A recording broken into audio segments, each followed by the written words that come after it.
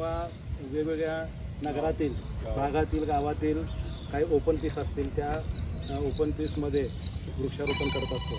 आज friendship day आहे आणि निसर्गाशी मैत्री ही संकल्पना प्रथम जी आहे ती प्रथम आपल्या डॉल्फिन नेचर रिसर्च ग्रुपनं राबवली आणि ही संकल्पना आपण सागरेश्वरच्या डोंगरामध्ये असेल किंवा दंडोबाच्या डोंगरामध्ये असेल आणि काही वर्षापासून आपण आटपाडी ते मानेवाडीचा प्रकल्प या ठिकाणी राबवलेले आहे। ती अतिशय म्हणजे चांगली आणि स्तुत्य अशी ही संकल्पना आहे आणि सगळ्या माध्यमांना याची दखल घेतलेली आहे। त्यामुळे आपण निसर्गाशी मैत्री करून हा निसर्ग टिकवून ठेवला पाहिजे यासाठी नेहमीच तळमळ या आपल्या संस्थेची असते। आज या ठिकाणी आपण अहिल्यादेवी होळकर स्मारक याच्या बाजूला असणारा हा जो परिसर आहे या परिसरामध्ये निसर्गाशी मैत्री करण्यासाठी जमलो आहोत।